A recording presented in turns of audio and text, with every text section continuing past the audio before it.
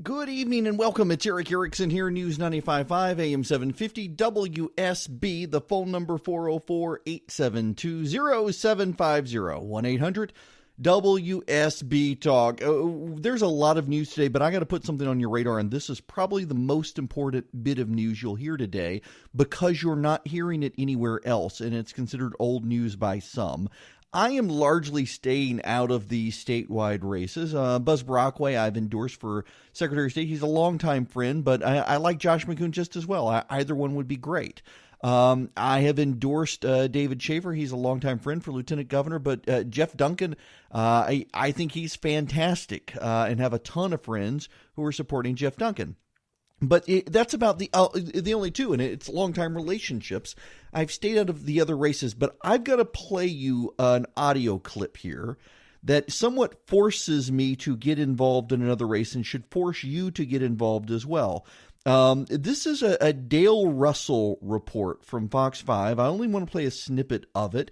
It is about a candidate running for statewide office. Most of you have never heard this in Georgia. You need to hear this.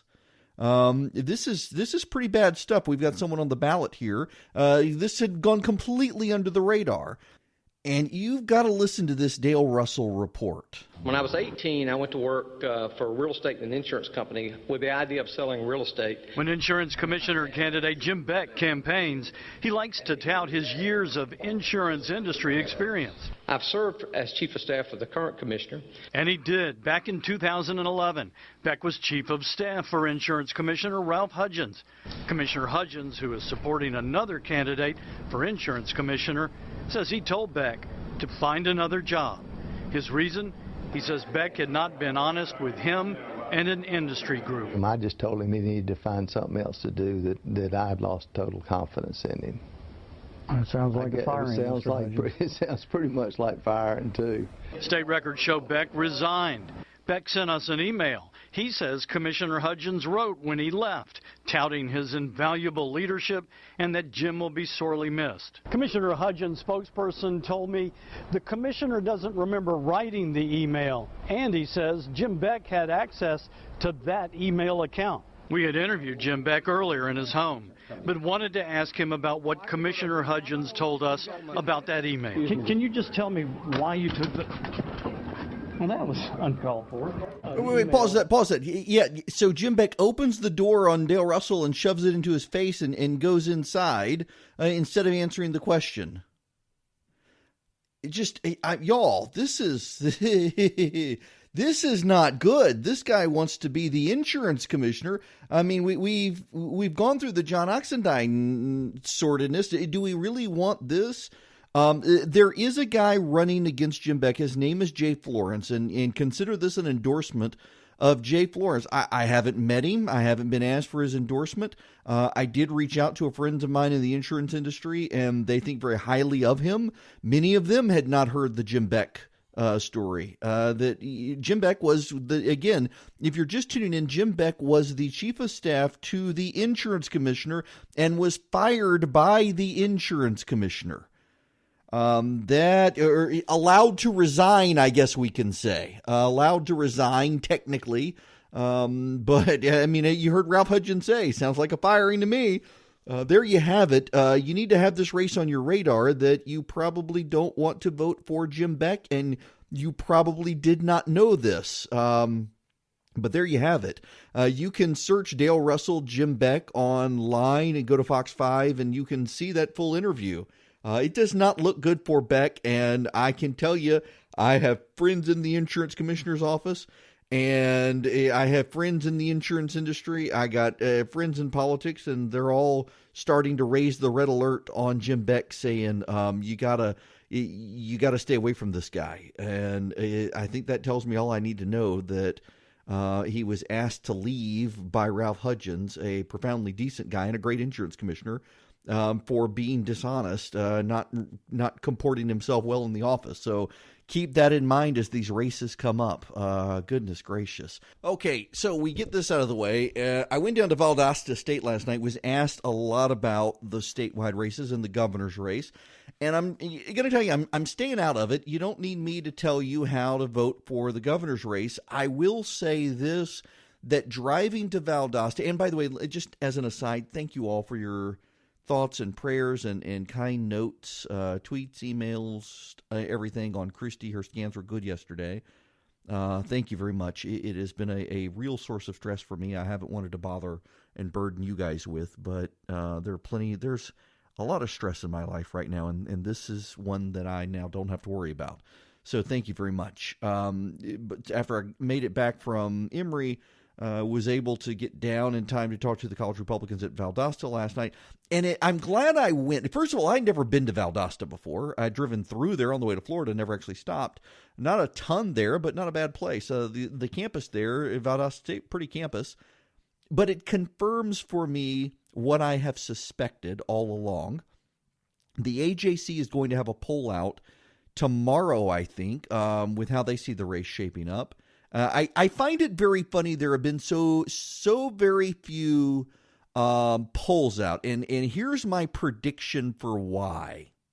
Let me just say this up front, and it's going to offend everybody, everybody in the polling industry. But the AJC, I think, is going to do a benchmark poll with a credible pollster, and then suddenly you'll see a bunch of robo-pollsters come out, and they will shape up around the AJC with Casey Cagle will be in the lead, and then they'll have Brian Kemp, Hunter Hill, Clay Tippins clustered together. They'll have Michael Williams underneath them. I suspect we're going to get something like that from the AJC, and suddenly, miracle of miracles, all these other groups will start releasing polls. Yes. Do I think a lot of these pollsters are somewhat fly-by-night and not credible? Absolutely, I do. I think the AJC, though, has a credible pollster. And so all these other pollsters are going to model their polling based on the AJC. Now, back to the point I was trying to make before the tangent.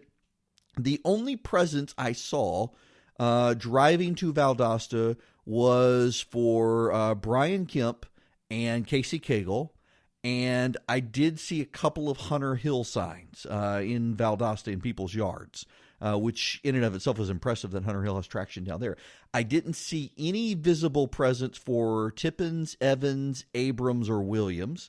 But primarily, driving down the interstate, Brian Kemp had signs and farms that abutted the interstate. Casey Cagle did as well in several places. Kemp, I think, had more of a presence, which just given his family and whatnot, that doesn't surprise me. I suspect if I drove north of Atlanta, I would see more Cagle stuff. But there was a very limited presence. I was kind of surprised to see Hunter Hill signs in people's yards, but I didn't see anything Tippins, didn't see anything Williams. Now, they may not be investing in yard signs, and that's not typically the best benchmark, but I do think it's notable when candidates for office are able to get farmers to allow them to put signs on their property along the interstate, and when they're in people's yards well outside the metro Atlanta area. If you've got campaign signs in someone's yard, that's a vote. Campaign signs in the right-of-way, I pay no attention to. So I thought those were telling. We will see where this shapes up, though, in just a few weeks, and with the AJC poll tomorrow before all the other fly-by-night pollsters come out with their polls, looking almost like the AJC with certain tweaks. An official brief Profit Center timeout to thank a sponsor, Man Crates. I'm drinking a beer, and it is in my custom pint glass with my name on it, my beer glass. I've got 6 of them, and I got them from mancrates.com. It is the website to go for the impossible gift person, the guy you know who you want to get him something awesome, and you're just not sure. You got a birthday coming up, you want something, you want to recommend someone go there to get something for you. Mancrates.com really is awesome. They've got stuff if you're into grills, if you're into home cooking, brewing, distilling, if you're into sports, hunting, fishing, you name it. They've got a Man Crate for you. In fact, Man Crates has gifts for every type of guy, and it shipped in a wooden crate. You can go to my Instagram page and see the video of mine when it came. They even ship it with a crowbar. You pry it open yourself. It's really cool packaging. Hundreds of gift options, so finding the perfect Man Crate, it's really simple. You go to mancrates.com/Eric, E-R-I-C-K. You find the unique gift like the adventurous knife-making kit for the hands-on guy or the whiskey appreciation crate. They've got thousands of 5-star reviews. Every Man Crate comes with a 100% satisfaction guarantee.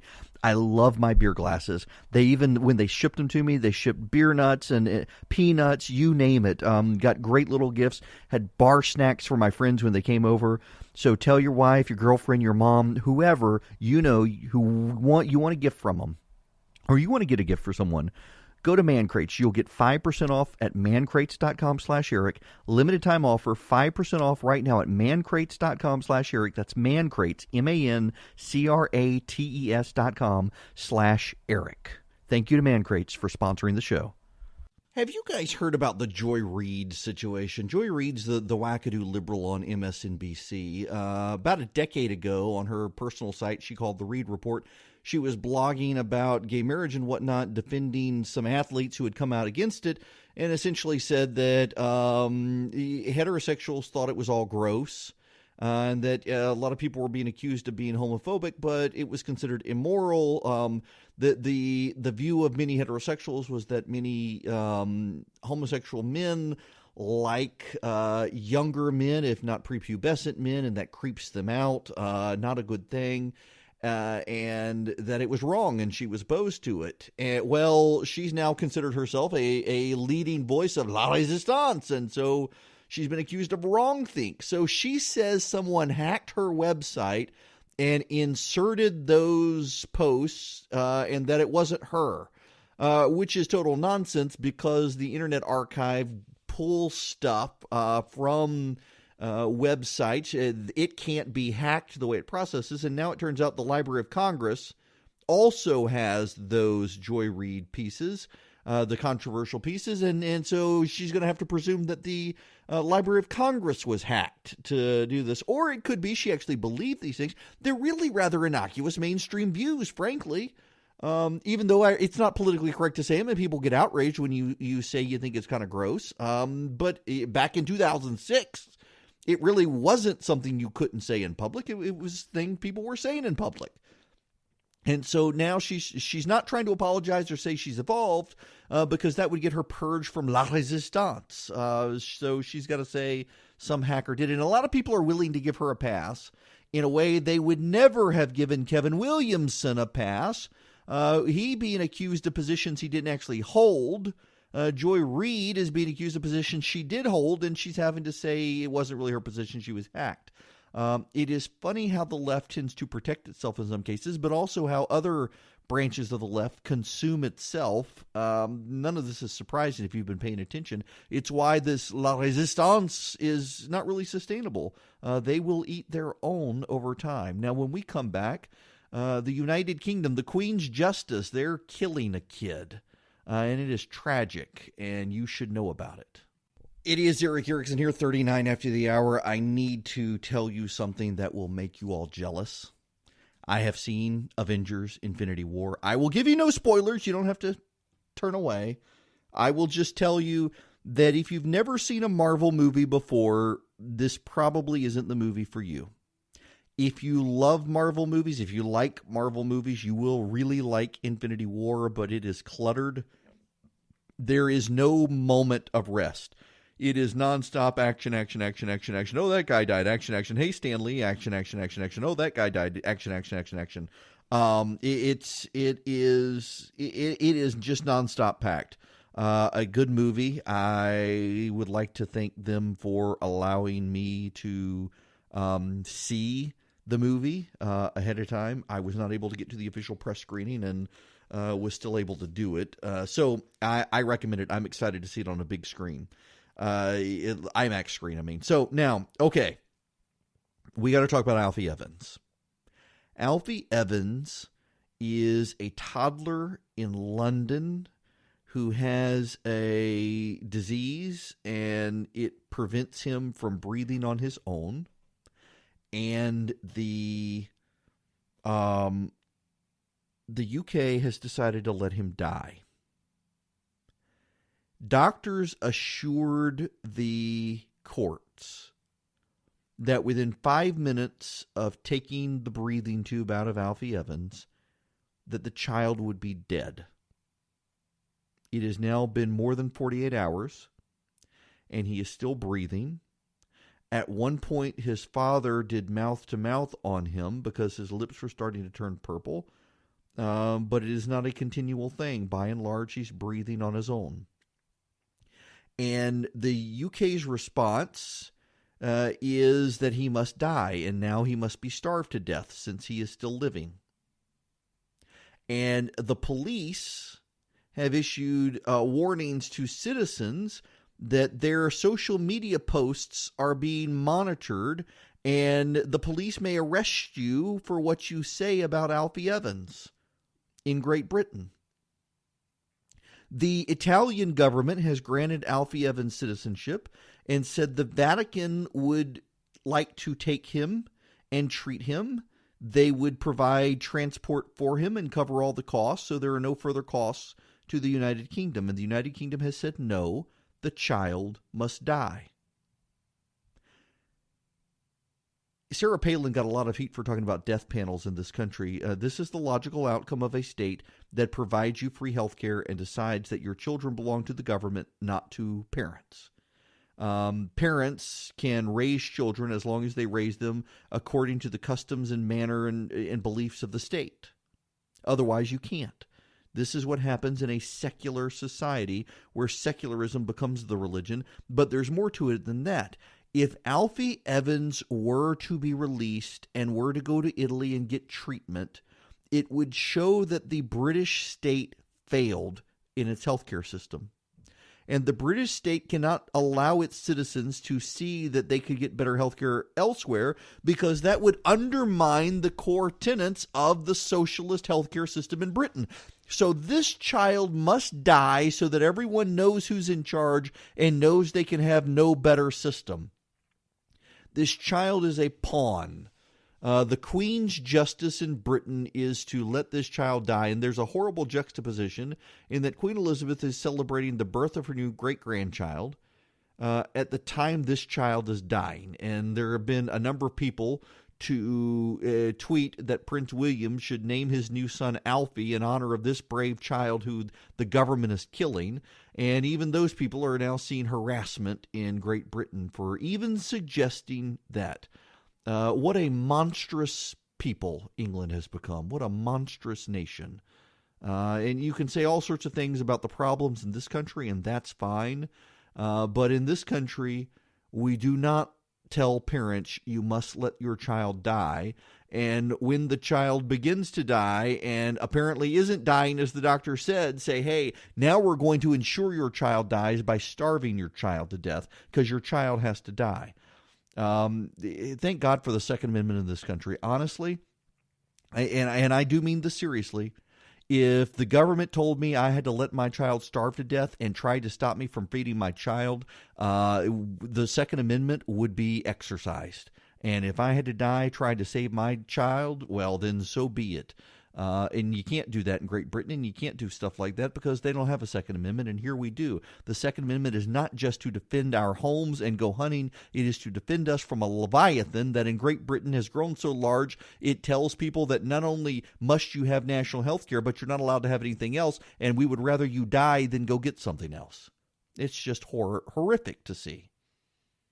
I could go on and on. I got to be honest. I really am amazed, and I shouldn't be anymore, at how we derive so much of our rights from English common law, and how that country has become an authoritarian police state now.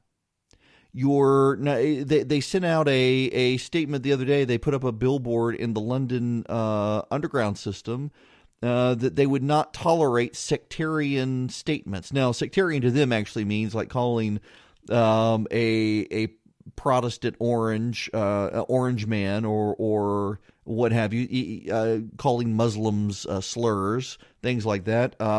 But still, free speech does not exist in Great Britain. And if you say something on social media, you can be arrested for tweeting something the government doesn't like. You can be charged with a crime. You can have government ministers order the police to check in on you if they don't like what you said on Twitter. And here's this little boy caught in the middle of this police state where the government has a vested interest in making sure he dies so that the people of Great Britain don't see they might be able to get better health care.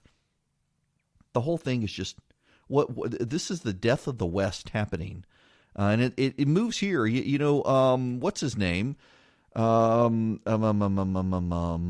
god who was there, Francis Schaeffer, yes, Francis Schaeffer said that what happens in Europe tends to happen 30 years later here. I mean, this is our trajectory. Thank God we have the Bill of Rights, though, but they're only as good as the character of the men who enforce and oversee them. So dark times in the West these days. Y'all, it looks like Johnny Isakson may be killing the nomination of Ronnie Jackson for VA secretary, and that's not a bad thing. Johnny Isakson doing his due diligence over Dr. Jackson's nomination. He is the president's doctor. He was Barack Obama's doctor as well. Stories are starting to circulate that he had some issues. Apparently one time during Obama's administration, they needed him on a trip, and he was passed out drunk. At other times, he was called the Candy Man because he passed out pills. Although, look, if you're going overseas and somebody wants a sleeping pill on a presidential trip, I don't know if that's a bad thing. But there are other issues as well. Drunkenly beating on the door of a female service member in the middle of the night, all sorts of things. And the White House didn't really vet him. Now they're starting to sabotage his nomination, and he didn't want it to begin with. This is a man who was highly regarded as the White House physician and now seen his character ruined. It has a lot to do with poor vetting. When we come back, there was a special election in Arizona last night. The GOP won it. A really good conservative Christian lady won it. And have y'all seen the video? I've got the audio of this liberal politician in New Jersey berating the police who had pulled over a car her daughter was in. Absolutely infuriating. She got her comeuppance. We'll give you all that, and we'll talk about Fresno the Hut, the liberal professor out there who hated Barbara Bush. There she is back in the news. Hello and welcome. It is Eric Erickson here, 9 after the hour, Atlanta's Evening News. The phone number, 404-872-0750, 1-800-WSB Talk. Thank you for joining me. This is the second hour. We got a ton to get to, and I want to start in Arizona. They had the special election, Trent Frank's district. He left in a level of scandal that I really think was blown out of proportion. He's a very good man. And I think he was dragged down by a staffer who wanted a few minutes of fame, and that was unfortunate. He would have made a great senator. I wished he would have run, but couldn't after that. Nonetheless, we have Congresswoman-elect Lesko now in Arizona 8. She is an evangelical Christian. She's a conservative, a fine person by all accounts. I've never met her, don't know her, but beat the Democrat there. Now, Republicans are cheering, saying, hey, what about the blue wave? I thought you said there was a blue wave. Y'all don't get cocky. This is an R+20 district, and she barely won it. Won it by single digits. That's not good. That is a huge warning sign for Republicans about this wave coming. When a Republican candidate wins in a district where the president won by 20 points, the former congressman won by 20 points, and she is the best of the candidates, best of the Republican candidates, and can't break double digits, that's a warning sign that there is something happening. And I will tell you that, so the district swing, by the way, was D+17.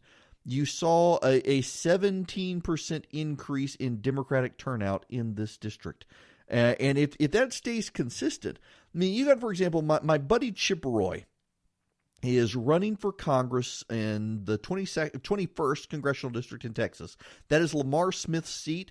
Chip is in the primary right now. He's been on this program several times in the past, talking about health care. He ran the 10th Amendment Center at the Texas Public Policy Foundation. He was Ted Cruz's chief of staff. He worked for Rick Perry. Profoundly conservative guy, more conservative than me on a number of issues, including immigration.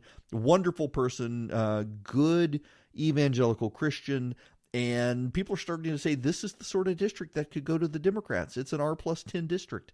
And if you have this big wave building, it could, which is another reason, by the way, you need to nominate Chip in that district. If you're listening from Texas 21, this is why Chip needs to get the nomination, because he is one of the two. He's the only Republican now. He's in a runoff who really has what it takes to be able to organize that district from San Antonio to Austin and get conservatives to turn out for him. Really need to make sure he's a savvy candidate. He will do very well. He'll be a leader of conservatives when he gets to Washington, but we shouldn't. I saw Seb Gorka and others saying, what wave? The wave sometimes doesn't top the mountain, but it splashes water on top. And this should be a sign there is a tsunami in front of us or behind us coming when an R+20 district sees a Republican not win by double digits. That's a warning sign. And we should be taking this seriously. Now, what do we do to take this seriously? So if there is a Democratic wave coming, what do we do? To fight the Democratic wave, you need to take a playbook out of what Ms. Lesko did. I think Becky Lesko is her name. Congresswoman-elect Lesko did in Arizona 8. She ran a very purposeful campaign. It was on message. She was the Republican candidate who didn't have skeletons in the closet. There was nothing to surprise her, so she could focus on grassroots and ground game. She did heavy door-to-door. She had a consistent message. She wasn't changing a message every week. She ran a very disciplined campaign, and all of our candidates are going to have to do that. And let me go back to the first hour of the show. If you didn't hear it, you can text the word show to 444-999 to get a link to the podcast. You should listen to it. In the first hour, I played you the Dale Russell audio about Jim Beck. Jim Beck is running for insurance commissioner as a Republican in Georgia. Jim Beck was, for all intents and purposes, fired by Ralph Hudgens, the insurance commissioner. Ralph Hudgens says he didn't think that Beck was very honest, didn't work out in the office, handled himself poorly. Essentially, he went out and got another job when he was supposed to be the chief of staff in the insurance commissioner's office. It looks very badly for Jim Beck, and the insurance commissioner's office has not great things to say about him, frankly. If he's the Republican nominee for insurance commissioner, at a time where Democrats are really driving up their turnout, that could look badly. That could hurt the GOP, because Democrats want to get back into statewide office in Georgia. And they may not get governor, they may not get lieutenant governor, but they could totally pick up something like insurance commissioner by marshaling their resources and just attacking him based on the statements of other Republicans. That's why Republicans, Jay Florence is his opponent. I'm now endorsing him because we need to avoid all the unforced errors. We need to avoid another Roy Moore situation. I'm not saying Jim Beck has skeletons in his closet like Roy Moore, but he's going to be savaged for his own screw-ups and his own bad dealings in office. And we need to be on our A game. That is one reason it is good to have primaries, because a lot of these things come out. The Roy Moore situation did not come out in time. The Republican candidates really need to do what they can to push everybody's skeletons out of the closet now and let us vet them. We got to have stellar candidates, and that goes down to the local level. It goes to city council, it goes to county commission, it goes to state rep, it goes to state senate, it goes to all the statewide offices. We need good people running for office. If Cagle, if Kemp, if Tippins, Williams, Hill, if they have any major skeletons in their closet, even some minor ones, they're all going to come flooding out. The Democrats are going to play for keeps, and they've got every right to play for keeps. We would do the same thing. Democrats, I think, tend to do it more savagely than Republicans. Democrats would say otherwise. They'd say the Republicans do it more savagely. That's fine. We can disagree on that, but we know it's going to happen. We know, for example, that Casey Cagle, if there's any sort of ethical impropriety there, it's going to come out. I'm sure they will try to make hay out of the Kennesaw State handling of the voter database if Brian Kemp's the nominee. Hunter Hill, they can't really go after him on the gun stuff. Who knows what they may conjure up from Clay Tippin's business background. For Michael Williams, they'll try to make him a big Trump guy, which he would play up, but I don't know that it helps you in this environment. They're going to come after the Republicans, and they're going to play for keeps with the Republicans. And we need to understand that with this Democratic wave, in 2006, Georgia was spared the Democratic wave because it ran really good candidates who didn't have a bunch of skeletons in their closet, and they ran aggressive campaigns. And right now I get the sense in Georgia we have a bunch of Republicans who are running as, it's my turn, I waited for him to retire, and now it's my turn. And that means you're putting your careerist potential ahead of your ideas, and people don't like career politicians these days, and that could hurt the GOP. An official brief profit center timeout to thank a sponsor, Man Crates. I'm drinking a beer, and it is in my custom pint glass with my name on it, my beer glass. I've got 6 of them, and I got them from mancrates.com. It is the website to go for the impossible gift person, the guy you know who you want to get him something awesome, and you're just not sure. You got a birthday coming up, you want something, you want to recommend someone, go there to get something for you. Mancrates.com really is awesome. They've got stuff if you're into grills, if you're into home cooking, brewing, distilling, if you're into sports, hunting, fishing, you name it. They've got a Man Crate for you. In fact, Man Crates has gifts for every type of guy, and it's shipped in a wooden crate. You can go to my Instagram page and see the video of mine when it came. They even ship it with a crowbar. You pry it open yourself. It's really cool packaging. Hundreds of gift options, so finding the perfect Man Crate, it's really simple. You go to mancrates.com/Eric, E-R-I-C-K. You find the unique gift like the adventurous knife-making kit for the hands-on guy or the whiskey appreciation crate. They've got thousands of 5-star reviews. Every Man Crate comes with a 100% satisfaction guarantee. I love my beer glasses. They even, when they shipped them to me, they shipped beer nuts and peanuts, you name it. Got great little gifts. Had bar snacks for my friends when they came over. So tell your wife, your girlfriend, your mom, whoever you know you want a gift from them, or you want to get a gift for someone. Go to Man Crates. You'll get 5% off at mancrates.com/Eric. Limited time offer, 5% off right now at mancrates.com/Eric. That's Man Crates, mancrates.com/Eric. Thank you to Man Crates for sponsoring the show. Oh, my friends, we need to talk about Karen Turner. Now, you probably don't recognize the name, and you wouldn't unless you're paying really good attention to the news today. Karen Z. Turner, and she spells her first name with a C, not a K. She is a Port Authority commissioner, or was until she was forced to resign today, up in New Jersey. And her daughter was in a car that was pulled over. The car was pulled over because it had side-tinted windows, which is illegal in New Jersey. The car was from Nevada and had a Nevada license plate, which was obscured, so they pulled it over for that. The tinted windows, and they discovered that it had an expired registration, and the driver didn't have an insurance card. Karen Turner's daughter was in the car, and she was called. And, well, this is her talking to the police officers. You're just here as the rider, right? No, I'm not. Okay. I'm here as a concerned citizen and friend of the mayor, and been in Tenafly for 20 years. I take full responsibility for them. And what is the reason they were pulled over? The driver has all the information. He'll tell you. No. I need to know. No, you don't need to know. Okay. You are not involved here. You're picking them up. No, I'm involved. I'm very disappointed in the way the two of you are acting. You cannot even tell me, a mother living in Tenafly for 20 years with 2 kids who went through the school system, what the problem is. And that's shocking.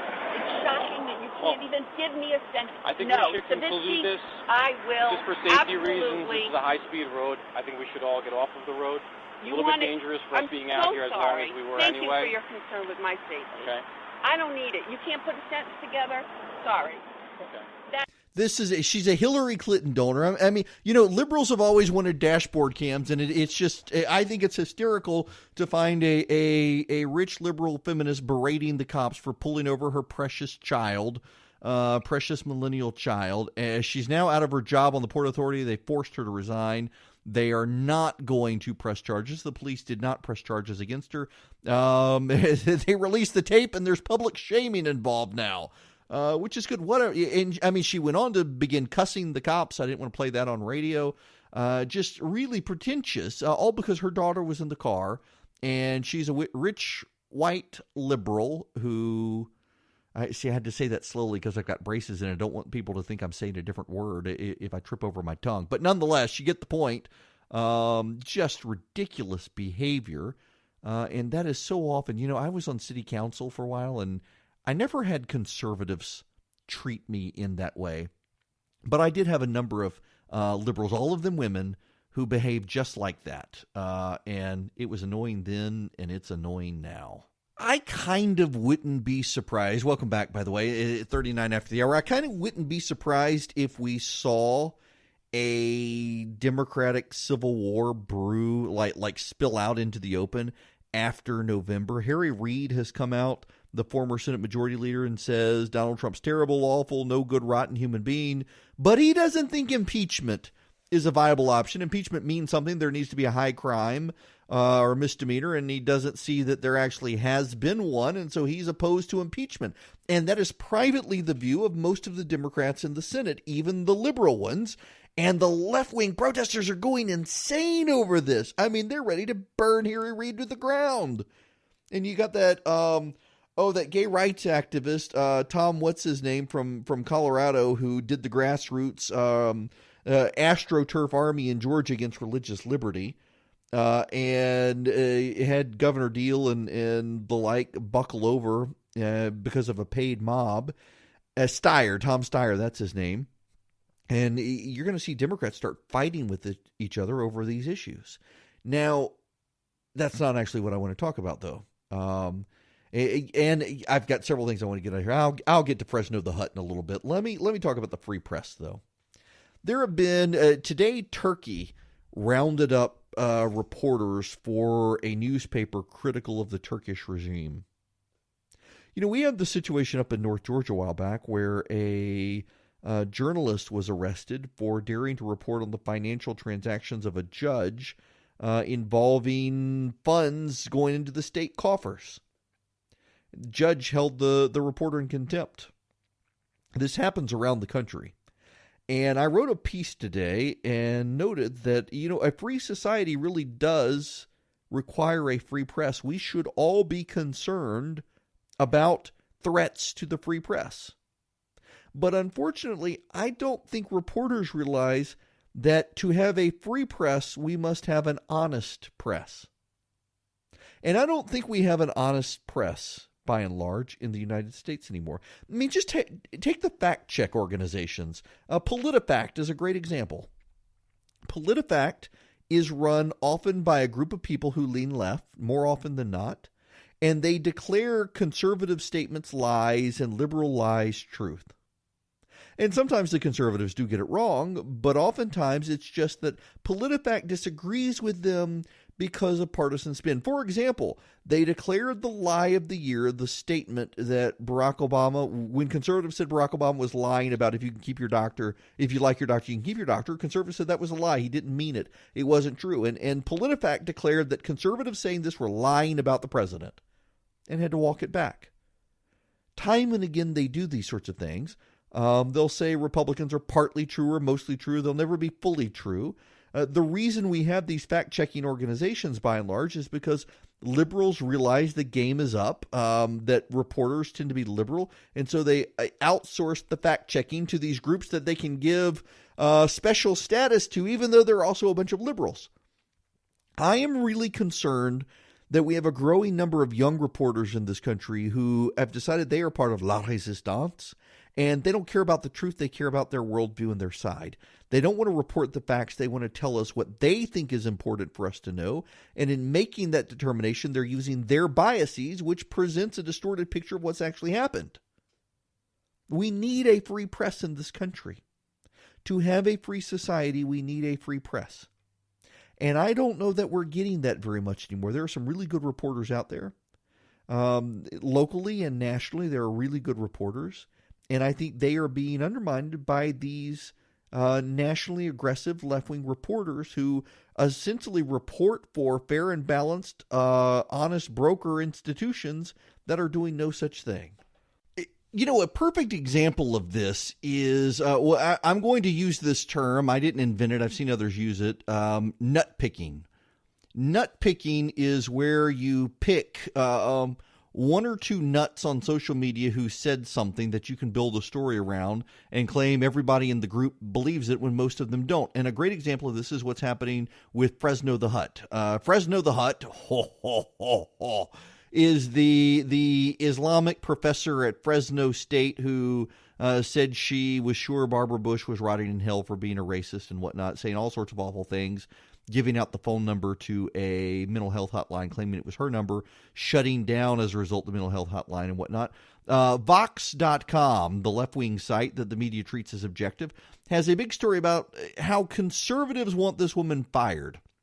Actually, the most prominent voices on the right out there today defending her are conservatives saying what she said is terrible, but she shouldn't be fired. It's a free speech issue. She has tenure.